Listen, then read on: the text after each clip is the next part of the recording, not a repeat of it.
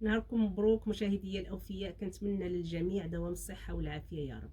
اليوم غنحضر معكم واحد التحليه بالبنان كتجي لذيذه رائعه سهله في التحضير. فخليكم معايا ندوزو جميع نشوف المقادير وطريقتي في تحضير هذه التحليه. وبالنسبه للمقادير فانا عندي هنا يطرون لارب ديال الحليب، واحد الفلون بالنكهه ديال البنان، غنحتاج كذلك جوج ياغورت بنكهه البنان، واحد البنانه هكا اللي دايرها في المجمد يعني تيبس معايا، وكميه من الصابلي يعني اي نوع متوفر عندكم.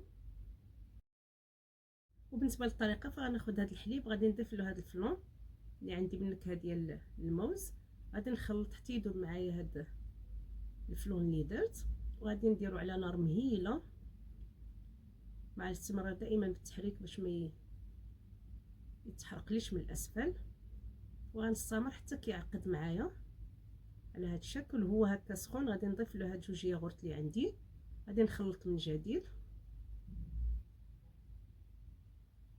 صافي، وغادي نخليه حتى يبرد معايا هذا الخليط، كل مره نحركه باش ما يخترش معايا صافي. فهنا من بعد ما برد غنضيف هذه البانه اللي جبتها يعني من المجمد،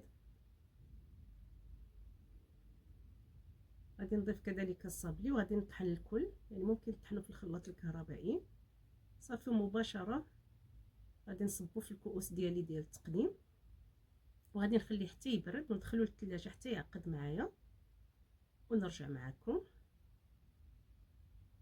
صافي. فهنا من بعد ما عقد فانا زينته هكا بهذا القطع ديال البنان، وكاضافه فخديت هنا كميه من الصابلي اللي خدمت به في الاول وحاولت هكا نطحنو، وغادي ندير به هكا اشكال. والتقديم طبعا كيبقى اختياري، كل سيده تقدم يعني بالطريقه اللي كتناسبها.